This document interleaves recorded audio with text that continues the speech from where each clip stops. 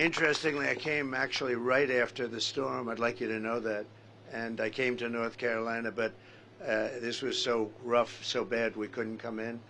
I didn't want to come in, actually, because I wanted you to do what you had to do. I didn't want to be in anybody's way. But we were in North Carolina immediately right after the storm, first one.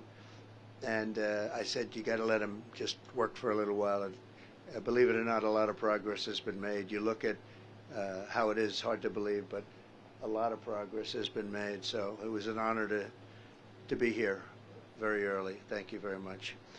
Also, along with the senator, who really has been doing fantastically well, I'm proud of him, Representatives Chuck Edwards and Virginia Fox. Okay, where's Chuck? Well, thank you, Mr. President. Thanks so much for taking the time to come to Western North Carolina. We've seen other folks do a flyover.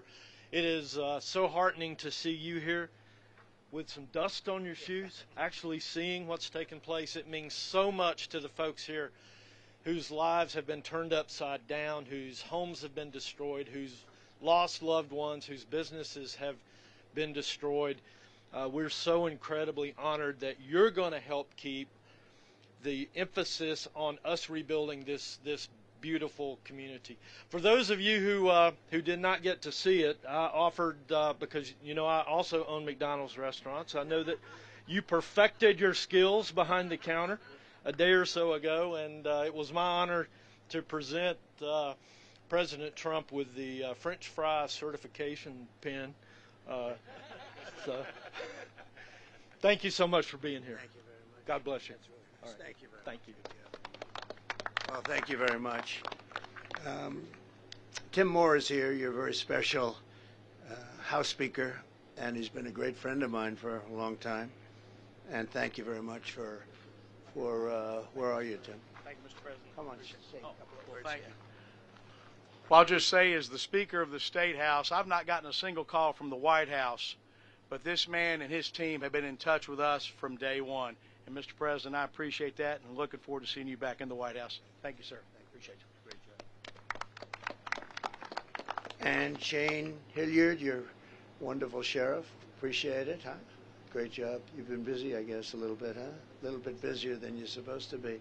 Thank you, Sheriff. And a friend of ours, Linda McMahon, who's been incredible. She was in charge of the small business group in Washington, and it was actually a big business, and she did incredibly. They told me the other day you were the best there ever was at that, and we appreciate it very much. Great job. Thank you very much, Linda.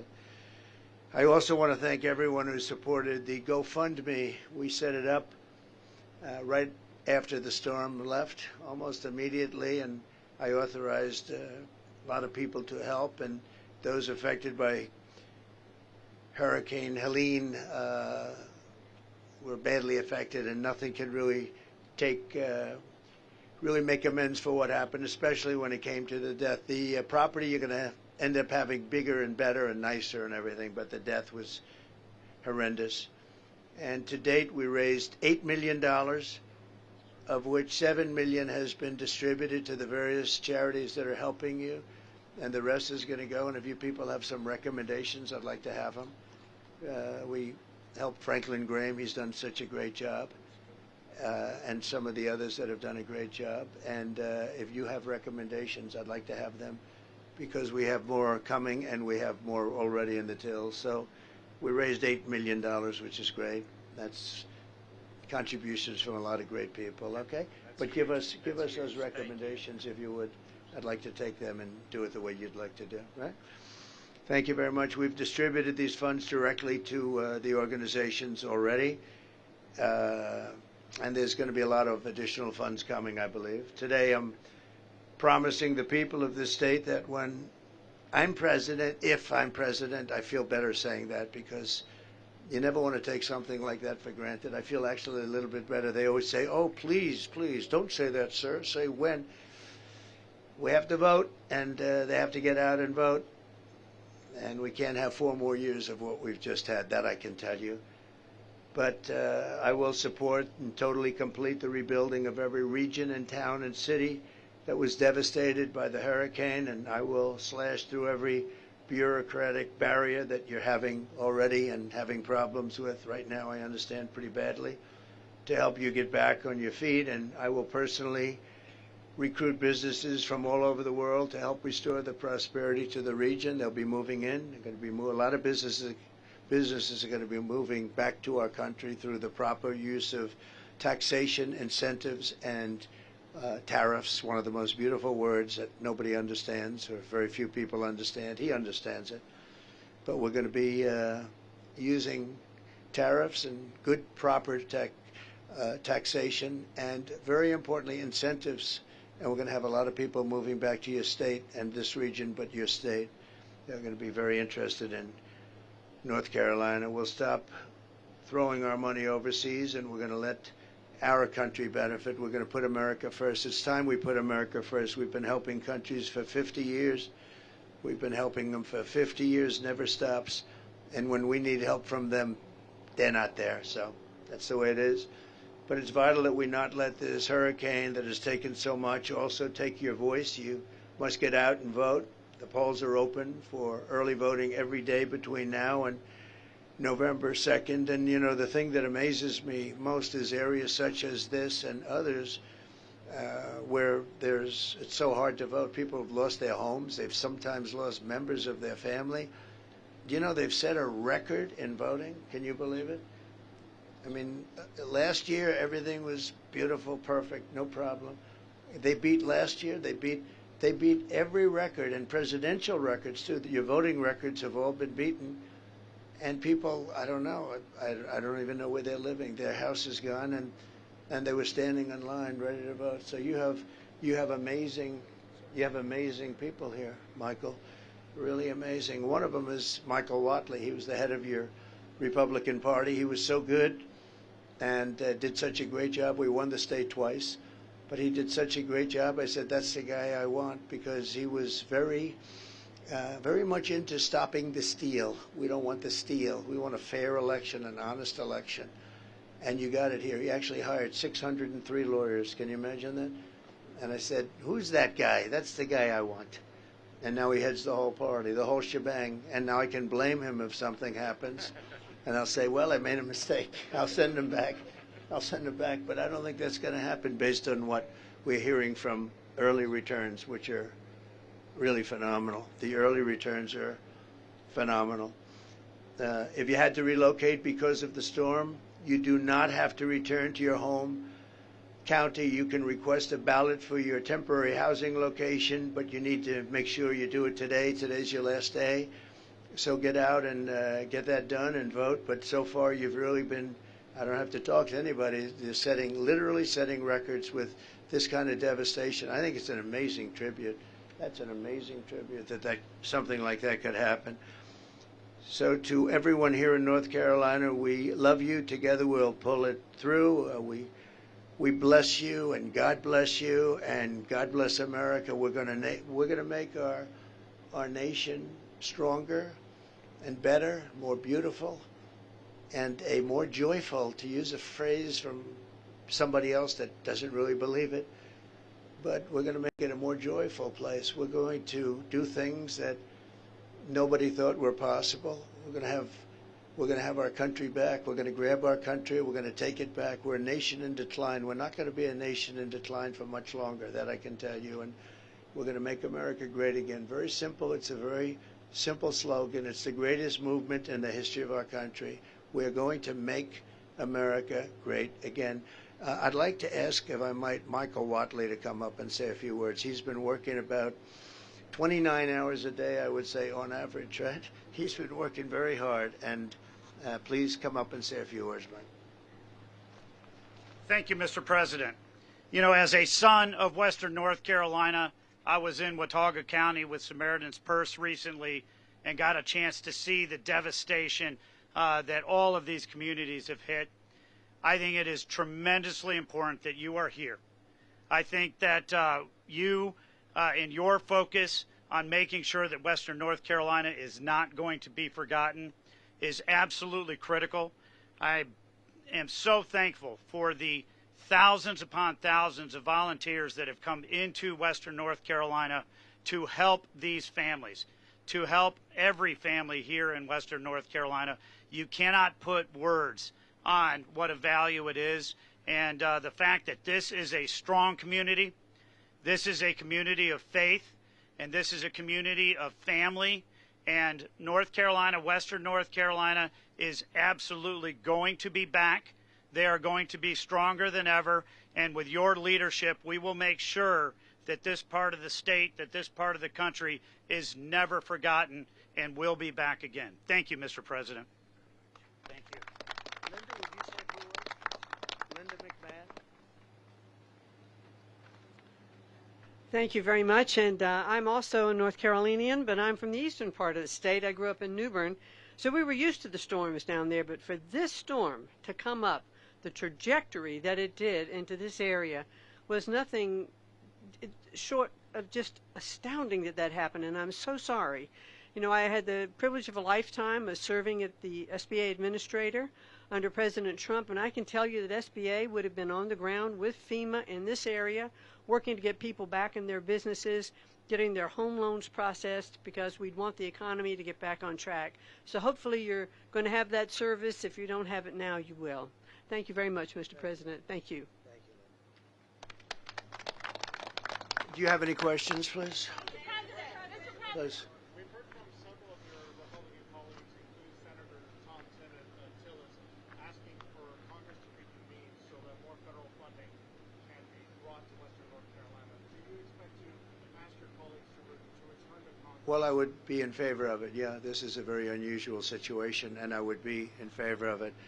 Now, you know, in theory, they're supposed to have it, but they spent a lot of money on bringing illegal migrants, people that came into our country illegally, and taking them in, and all of the money they've spent, numbers that nobody can even believe. So they don't have any money for the people that live here that got hit by one of the worst storms, possibly the worst storm ever, but one of the worst storms in the history of our country.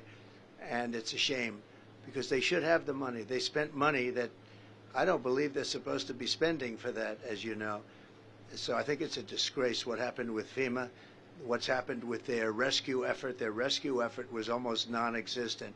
And by the way, I want to thank a man who was really incredible. When I came here, close to here, but not, I couldn't come here because it was not the appropriate thing, as I told you. But I got to know a couple of people from North Carolina, officials that were terrific, doing a very good job, very much involved. And they said, do you know Elon Musk? I said, I happen to know the gentleman. What's your problem? Do you think you could get Starlink? I said, what is Starlink? Explain to me. That was communication. Because as you know, your communication, I see the poles all ripped down all over. You had almost no communication here. And I said, so what do you need? He said, we need Starlink, and we can't get it. There's nobody that knows anything about how to get it. So I called Elon, and literally, actually, strange, before I hung up, they called that man that I spoke to. I said, Elon, I just asked you, and we're still on the phone. How'd you do that? So he did. I don't think he wanted to tell me, but it was pretty amazing. And he got it here really in record time. There were some delays that shouldn't have happened on behalf of the federal government, but that was straightened out. But he had Starlink here, and your communications went from non-existent to probably almost better than what it was before. And so I want to thank Elon Musk for having done a great job. He took care of a very important need. Probably saved, Ted, probably saved a lot of lives, because this was really an emergency, and you had it here like almost instantly. It's very hard to get, too. It's been pretty popular and very hard to get. Thank you. Mr. President, clearly a lot of people here are looking to you to save them and bring them relief, and what better way than to win the White House in 2 weeks? Right. I know that you're happy with early results. Are you satisfied with everything this state is doing, the election boards, to help these people get to the ballot box? Are you satisfied with it? Well, I'm not hearing the good things about the governor here like I'm hearing about the governor in Georgia, as an example. I'm hearing the governor in Georgia has done a very good job, and I don't really know the governor here, but I'm not hearing that he's done a very good job. So that's the only thing I can say. And certainly you have all heard the same stories that we all hear, that FEMA has done a very poor job. Our FEMA, when we had a problem, we did record rescues. And the job that FEMA did under the Trump administration was really incredible. But they had spent, in all fairness to FEMA, they had spent hundreds of millions of dollars doing other things, things that I don't think bear any relationship to this money. They were not supposed to be spending the money on taking in illegal migrants, maybe so they could vote in the election, because that's a lot of people are saying that's why they're doing it. I don't know. I hope that's not why they're doing it. So they really didn't have any money. They don't have very much money. And now they're saying, can we have a special vote? Let's have a special session. I'm in favor of that, but somebody has to get back to why did they spend hundreds of millions of dollars on something that they were not supposed to be spending it on? Okay.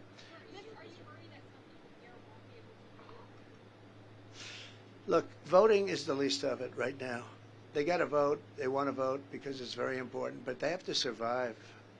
That's why I can't believe the early voting. I mean, the early voting is records. I can't, when they told me that, I was shocked. I got a call from Michael Watley. He said, "Sir, you're not going to believe this, but they're setting records in North Carolina voting." And it's just that they're great people. I mean, they lost their house and they're standing outside voting. So obviously we want them to vote, but we want them to live and survive and be happy and healthy, because this is really a tragedy. It's really something. Yeah. Mr. President, to that point, is there any concern or specific reasoning that you have to believe at this point in time, if we can say that the results of the election in North Carolina will not be credible or legitimate because of this form? No, I think in a way it's the opposite. I mean, we're so impressed, and I think they have a pretty good system here. And Michael Watley was responsible to a certain extent, and the new people that took Michael's place, I think, I have not heard any complaints about that. I mean, the amazing thing is they've come from nobody even knows. Everybody knows them, and it was like they have no home. They stayed in the woods. And I heard cases where they're staying in the woods because they wanted to vote, and then they voted, and then they went wherever they went, and they're going to come back hopefully and rebuild, and hopefully I'll be the one that helps them rebuild, and we'll help them. But no, these are incredible people, incredible spirit and heart. Very few people, I mean, who would do that? It's a great state, really great state. I don't know if it helped. I don't even like to think about it that. I mean, it's a tragedy. It's a tragedy. But the fact that they'd come out and vote in record numbers is pretty amazing to me. Mr. President. Yes. If you could speak directly to those voters who lost everything and then went to the polls and voted, what would you say? Well, the first thing I'd say is, we love you, because that's really something special, really. For them to do that, I was surprised. I figured we'd have 50%, 30% of the vote. Record votes compared to the last elections, last presidential elections even. But compared to any election, and you're reporting on it also. I think you were probably surprised like I was. But I would just say you're special people. These are special people. These are people with heart. These are people that love your state. They love our country. Very special people. I would have been, I mean, honestly, I would have been happy if we had 50%. How can it be possible? And these tend to be Trump areas. I mean, not to get too political, but they tend to be very Trump areas. And that the people would come out like that, I think it's a great sign. It's a great sign. Devastation compared to what you've seen previously? Well, I've seen some pretty bad devastation. I've seen the tornado devastations, and they're pretty incredible. This is much more spread out, but you would see a line like it was cut by a razor blade of a tornado that went through an area, and it was literally a foot left, it was perfect, and a foot right, it was down to dirt, big trees ripped out and thrown, miles away, the power of the tornado. So I've seen that, but that was a much narrower thing, but you certainly didn't want to be in the way of it. I've seen trailer parks where they were there and very nice, and they were literally, there wasn't a thing left. The pipes were ripped out of the ground. So I've seen some pretty bad ones. I've seen some really bad ones, yeah.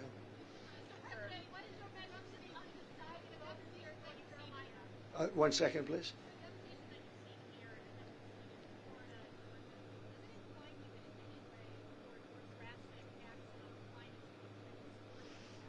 Well, climate change, we want, as I say, we want crystal clear, beautiful water, and we want clean air. And we had that during the Trump administration, but we also had the best job numbers in the history of our country.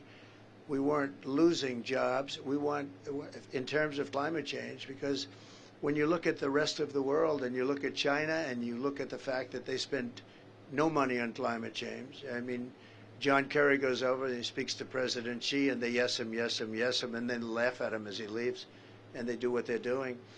We spend a lot of money in this country. You know, we have to. It's a double entendre. But you know what? I'll tell you what. We had the cleanest air on record, and we had the cleanest water on record, and that's very important. And we also had the best economy in the history of our country. So we had everything going well.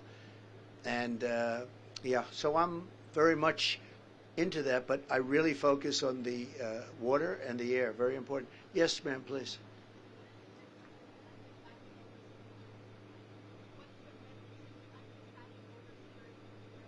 Independent voters? Oh, undecided? Well, it's hard to believe you have undecided voters. I do hear about them, but you possibly do. But I think, look, if you believe in what's happening with the polls, if you believe in what's happened, they have a new phenomenon now, we'll call them the betting polls. I don't know if people are gambling on them. I can't imagine that's a proper thing to do, but perhaps they are. But one of them just came out, I guess the big one, we're 63 to 33, something like that. That's a pretty big margin. I don't know if they know what they're doing. I have no idea who they are, but it's a very big poll. They quote it all the time on television. And we're at 63, and they're in the 30s, meaning they, meaning her. But I don't think she's qualified to be running. I really don't. And I think she is a threat to democracy, our democracy, the way they took it away from Biden. And I'm not a fan of Biden, but remember this, he got 14 million votes. She got no votes, and she was, in fact, the first one to quit out of 22 people. And she's running. So, you know, you would call that probably a threat to democracy. But we seem to be doing very well in the polls. Thank you. Yeah, please. Yes. Well, I've gone 52 days without a day off, which all of these people would respect, but they do it the same because they're just like, we're called workers, right? We're workers. For better or worse, we're workers. I don't know if it's the best thing. We didn't have to be. A lot of them didn't have to be. I didn't have to be. I could have been on a beautiful beach, but I'd much rather be right here with you because we're going to turn the country around. Beyond the area, we're going to turn the whole country around. Look, my message is that I've been going full blast. Yesterday, you saw that. We had early in the morning till late in the evening. We left the football game. We went to a McDonald's yesterday. That was quite a stop. That was quite a stop. We had thousands and thousands. They had 25,000 people around circling the building. I wouldn't say that Secret Service was thrilled, but that's the way it is. It was a love fest, though. It was incredible, and it did take off. It took off, and then we did 2 more stops. We did a town hall, big town hall, with Sage and some people, and it was very successful. But no, the McDonald's stop was very unique. There's no question about that. They really, I'm sure McDonald's liked it, but it just took off. You know, you never know about life, and you never know what's good, what's bad. You do something that's going to be great, it's okay, and you do something that's supposed to be okay. This was supposed to be a routine stop, and it